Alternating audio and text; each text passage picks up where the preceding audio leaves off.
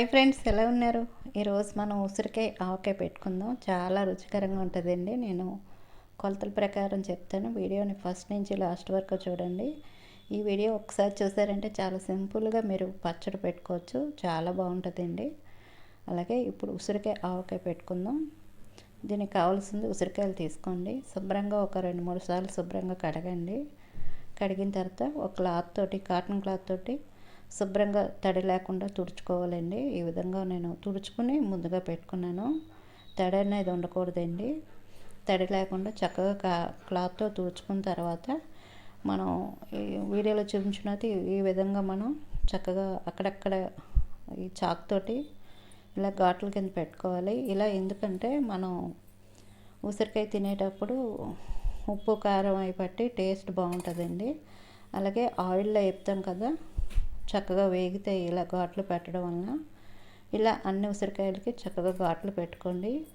మీరు తీసుకునే అంటే గిన్నెలు కూడా తడి లేకుండా చూసుకోండి. అలాగే ఉసిరికాయలు కడిగిన తర్వాత శుభ్రంగా తుడవండి. తడి అన్నది ఉన్నదనుకోండి పచ్చడి పాడవుతుంది. అందుకు మీరు తడి లేకుండా చూసుకొని చక్కగా పెట్టారంటే సంవత్సరం పాటు నిలవ ఉంటుందండి పచ్చడి.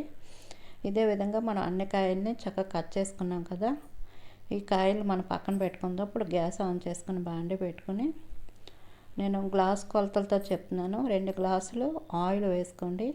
పల్లి ఆయిల్ అయినా తీసుకోవచ్చు, లేదంటే నువ్వుల నూనె అయినా తీసుకోవచ్చు. నేనైతే నువ్వుల నూనె తీసుకున్నాను. ఆయిల్ చూడండి చక్కగా మరుగుతుంది. ఇప్పుడు గ్యాస్ని మీడియంలో పెట్టి మనం ఉసిరికాయల్ని అంటే అన్నీ ఒకేసారి వేయకుండా ఒక 2 సార్లు కింద నేను వేపుకుంటున్నాను.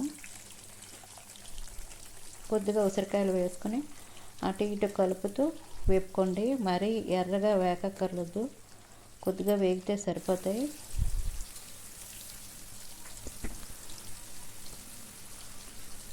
ఇలా కలుపుతూ మనం ఉసిరికాయలను వేపుకోవాలి. చూడండి, ఉసిరికాయ కొంచెం కలర్ మారింది, వేగిపోయి. ఇలా వేగిన ఉసిరికాయలను ఇలా జల్లిగరిటలోకి తీసుకోండి. ఈ వేగిన ఉసిరికాయలను ఒక ప్లేట్లో వేసుకుందాం. ప్లేట్ కూడా తడి లేకుండా చూసుకోండి. చక్కగా శుభ్రంగా నీట్గా క్లాత్తో తుడిచిన ప్లేట్ తీసుకుని ఆ ప్లేట్లో వేసుకోండి. ఇదే ఆయిల్లోనే మిగతా ఉసిరికాయలు ఉన్నాయి కదా వేసుకుంటున్నాను. వేసుకుని అటు ఇటు కలుపుతూ వేపుకోండి. ఒకేసారి ఉసిరికాయలు వేసి వేపారనుకోండి అందుకు వేగవు. అందుకు నేను 2 సార్లు కింద వేసుకొని ఉసిరికాయలని వేపుకుంటున్నాను. చూడండి చక్కగా వేగిపోయాయి. చూడండి ఇలా వేగే కదా, ఇలా వేగిన ఉసిరికాయలని ఇలా జల్లిగరిటలోకి తీసుకుందాం. ఇదే ప్లేట్లో ఉసిరికాయలు వేపుకొని చక్కగా వేసుకుందాం. ఇప్పుడు గ్యాస్ ఆఫ్ చేసుకోండి. ఉసిరికాయలు బాగా చల్లారాలి, అలాగే ఆయిల్ కూడా బాగా చల్లారాలి. చూడండి ఉసిరికాయలు చక్కగా మనకి చల్లారాయి, అలాగే ఆయిల్ కూడా చల్లారింది. ఇప్పుడు మనం పచ్చడి కలుపుకోవాలి. ఉసిరికాయలను కొలుచుకుందాం. మనం ఆయిల్ ఏ గ్లాస్తో వేసుకున్నామో అదే గ్లాస్ తోటి ఉసిరికాయలు కొలుచుకుందాం. 4 గ్లాసులు ఉసిరికాయలు ఉన్నాయండి. మీకు 4 గ్లాసులు ఉసిరికాయలకి ఈరోజు నేను కొలతల ప్రకారం చూపిస్తున్నాను. ఆయిల్ 2 గ్లాసులు తీసుకోవాలి.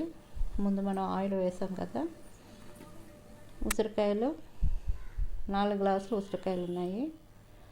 ఈ ఉసిరికాయలని మనం ఈ ప్లేట్లో వేసుకుందాం. కొలిచిన ఉసిరికాయలని ప్లేట్లో వేసుకొని ఇదే బౌల్లో మనం పచ్చడి కలుపుకుందాం. ఉసిరికాయలు ఏ గ్లాస్తో తీసుకున్నామో అదే గ్లాస్ తోటి 1 గ్లాస్ కారం తీసుకోండి, పచ్చడి కారం. అదే గ్లాస్ తోటి 1/2 గ్లాసు కల్లుప్పు నేను మిక్సీలో వేసుకొని ఇలా మెత్తగా చేసుకున్నది వేసుకోండి.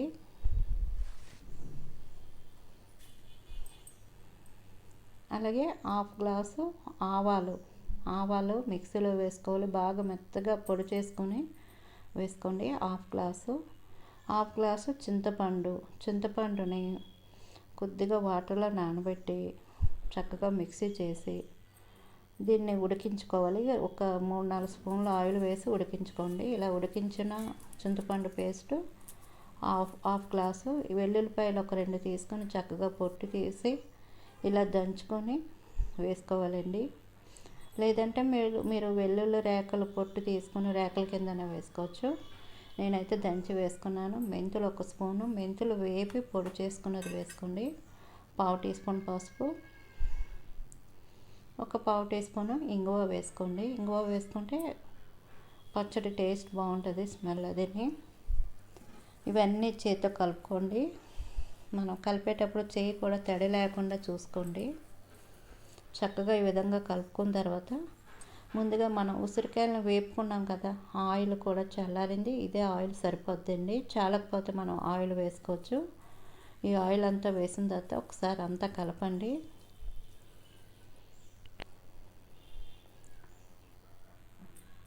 మొత్తం అంతా కలిసేలా కలుపుకున్నాం కదా. ముందుగా మనం ఉసిరికాయలు వేపు ఉంచుకున్నాం కదా కొలుచుకొని, ఈ ఉసిరికాయలు వేసుకుందాం.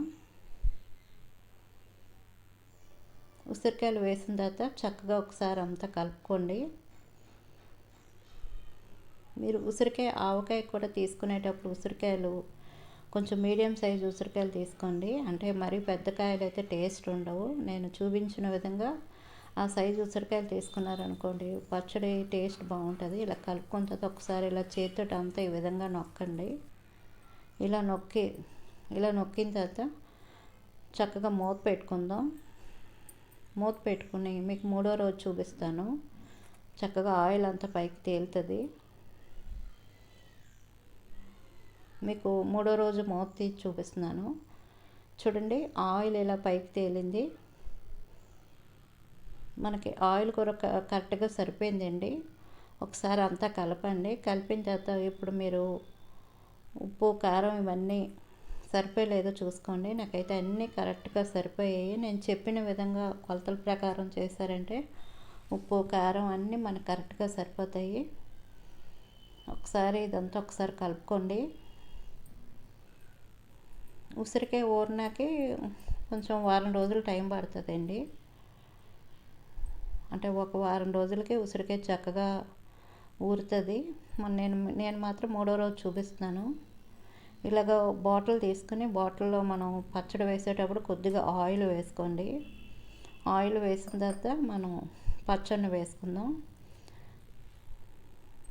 బాటిల్ కూడా మనకి అంటే తడి లేకుండా చూసుకోండి, పొడిగా ఉన్నది. బాటిల్ ఏదైనా తడి ఉందనుకోండి పచ్చడి పాడవుతుంది. ఇలా బాటిల్లో కొద్దిగా వేసుకొని చక్కగా పచ్చడిని వేసుకోండి. మీకు ఆయిల్ చాలలేదు అనిపిస్తే కొద్దిగా ఆయిల్ వేసుకోవచ్చు. నాకైతే చక్కగా ఆయిల్ అంతా సరిపోయింది. పచ్చడిలో ఎప్పుడు ఆయిల్ పైకి తేలేలా ఉంటేనే పచ్చడి నిలవ ఉంటుంది. చూడండి, ఈ విధంగా పైకి తేలాలి ఆయిల్. బాటిల్ మూత పెట్టుకుంటున్నాను. ఈ పచ్చడిని వేరే బాటిల్లో పెట్టుకుంటాను. మీకు పెట్టిన తర్వాత చూపిస్తాను. ఇలా 2 బాటిల్ నాకు పచ్చడి అయ్యింది. ఇదే గిన్నెలోనే కొద్దిగా రైస్ వేసుకొని కలుపుకొని తింటున్నాను. చాలా బాగుందండి పచ్చడి. తప్పకుండా నేను చెప్పిన విధంగా కొలతల ప్రకారం చేశారంటే పచ్చడి చాలా బాగుంటుందండి. మనకి ఒక 2-3 సంవత్సరాలైనా పాడవకుండా చక్కగా ఉంటుందండి. వీడియో నచ్చితే మాత్రం ప్లీజ్ లైక్ చేయండి. అలాగే మన ఛానల్ని సబ్స్క్రైబ్ చేయండి.